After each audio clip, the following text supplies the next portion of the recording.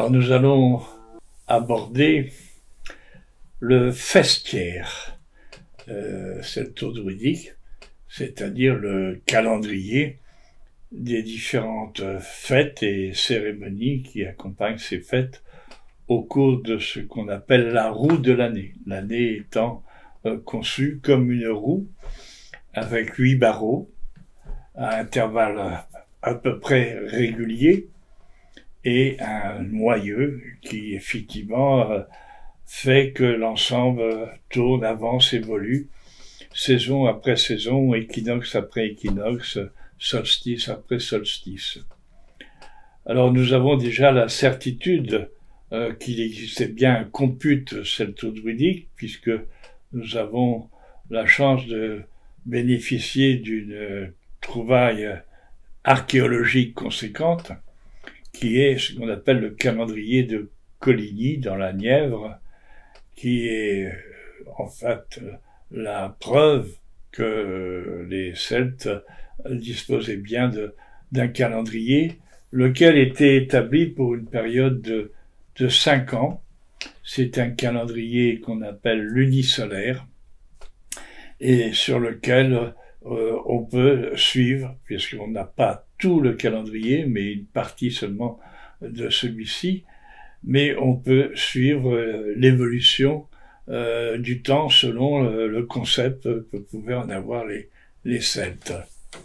Et on sait précisément que, notamment pour la fête du début novembre, qu'on appelle Samonios en gaulois, ou Samin-Chawen autrement, qu'elle était effectivement bien attestée et fêtée, comme d'ailleurs on le retrouve dans les récits nombreux qui font état de cette fête importante. Alors cette année celtique, cette roue celtique, elle débute au 1er novembre, autour du 1er novembre, et pendant ce qu'on appelle l'ouverture des mois noirs, en breton Misdu. Et donc c'est au moment où l'année s'achève, que la course solaire s'est achevée, que nous rentrons dans ce qu'on appelle la période hivernale. Et donc tout un cycle se termine à ce moment-là, qui va donner naissance à un nouveau cycle, à une nouvelle année celtique. Et ce sera donc cette période-là, une période très importante, très conséquente dans le festiaire celtique, sans doute avec la fête de début mai, Beltane, Beltanos, Beltan, une des 2 fêtes majeures, on va dire, de ce festiaire. Donc, 1er novembre, début novembre, c'est la période où on récapitule toute l'année écoulée. C'est la récolte finale de tous les fruits de la terre, de la générosité dispensée par la terre. Et c'est un moment où on a quelques craintes, parce que, effectivement, c'est un tournant.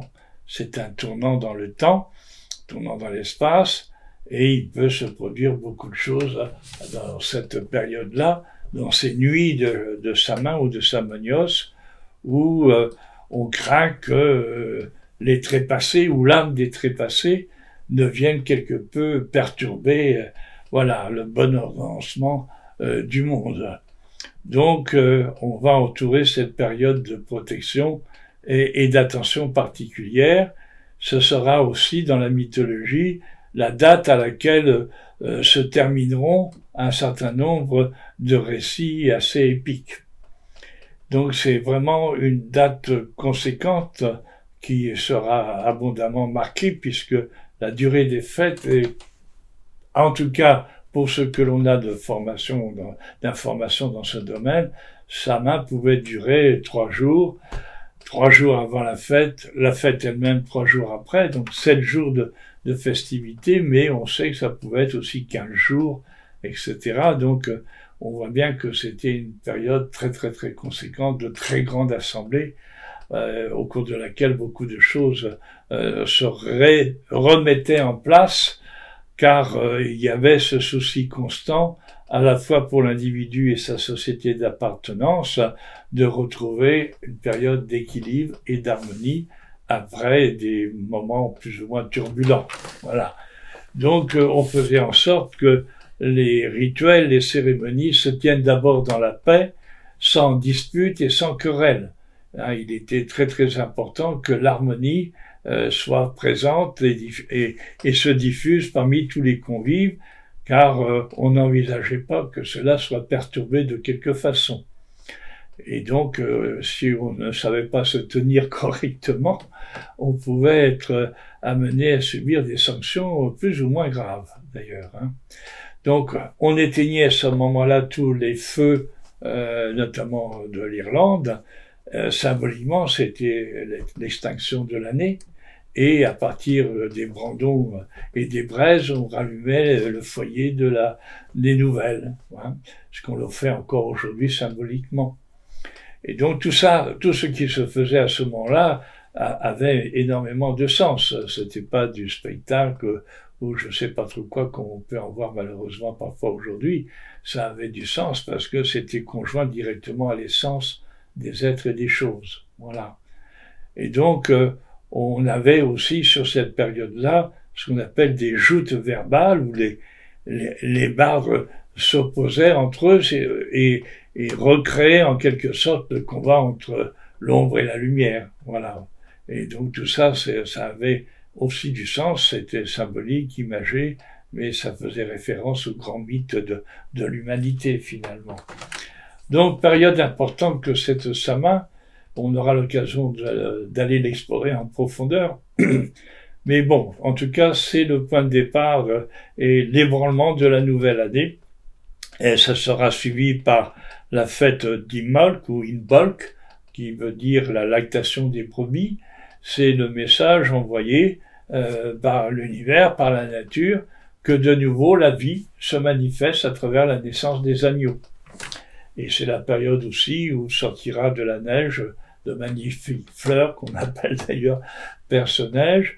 Et comme le gui qu'on aura recueilli lors du solstice d'hiver, sur lequel je vais revenir, ce sont des symboles adressés d'espérance. Donc voilà, la nature qui paraît morte, à travers le gui continue de se manifester, et par la naissance des agneaux, que voilà, la vie est toujours féconde, entre autres, etc., etc. Alors oui, j'ai fait un peu l'impasse rapidement du solstice d'hiver, parce que c'est effectivement les solstices et les équinoxes sont les 4 barreaux des 8 qui constituent l'année. Disons qu'ils sont peut-être plus particulièrement le fait d'une société à l'origine pastorale et agricole et qui avait besoin de repères, tout simplement, pour mener à bien les travaux au bon moment. On peut supposer que c'est une résurgence beaucoup plus ancienne encore que ce que le monde celtique lui-même pouvait recouvrir et manifester. Donc, on va reprendre ça un petit peu plus dans l'ordre des choses. La Sama, le solstice d'hiver, Inbolc, donc début février, voilà, fête féminine par excellence, sous l'égide d'un féminin qui est Brig ou Brigitte ou Brigitte, voilà, et on reviendra plus précisément sur cette fête d'Inbolc. Suivra après la fête de l'équinoxe de printemps, fin mars, et après cette fête de mars, on arrivera à la grande fête de Beltane, Beltanos, Beltan, début mai, qui ira ouvrir la belle saison, comme on dit. Les Celtes concevant l'année en 2 parties, une partie sombre qui va du 1er novembre au 1er mai, une partie claire qui va du 1er mai au 1er novembre. Alors peut-être pour certains, en tout cas, une résurgence, ou en tout cas l'idée que la tradition aurait peut-être dans son origine été en lien avec le Nord, une origine nordique peut-être de la tradition, où on le sait, le temps se redistribue d'une certaine façon en 6 mois de période sombre et 6 mois de période claire également, quoi. En tout cas, voilà, ça c'est entre parenthèses. Mais donc nous arrivons à Beltane, fête de la nouvelle et belle saison, attendue par tous et par toutes, donc une fête de grande réjouissance aussi. Et puis nous nous acheminerons vers le solstice de l'été, le Tantad, c'est-à-dire le Père Feu, voilà l'apogée solaire qui sera dignement fêté comme tel.